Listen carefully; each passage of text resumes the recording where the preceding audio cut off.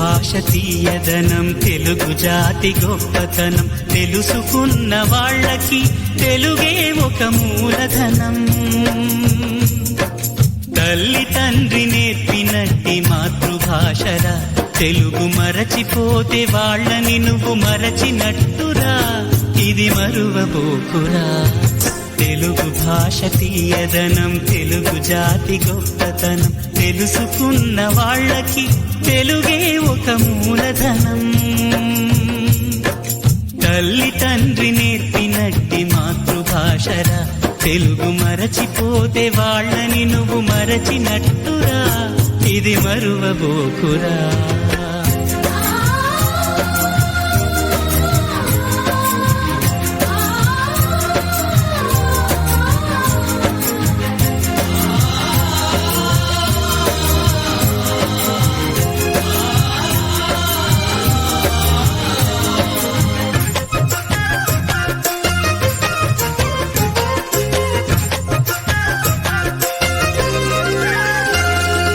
అమ్మా అన్న పిలుపులోన అనురాగం ధ్వనిస్తుంది,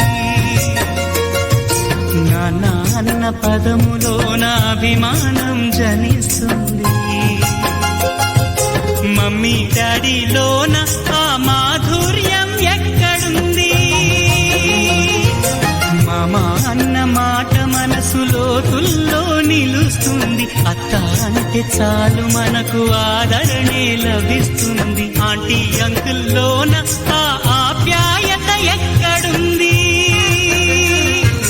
పరభాషా జ్ఞానాన్ని సంపాదించు, పరభాషా జ్ఞానాన్ని సంపాదించు, కాని నీ భాషలోని నువ్వు సంభాషించు.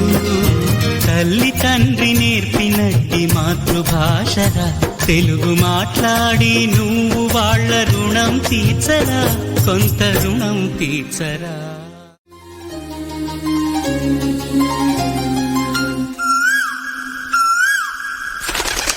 కొమ్మల్లోన పక్షులన్నీ తమ కూతను మార్చుకోవు, భూమిపైన ప్రాణులన్నీ తమ భాషను మరువలేవు,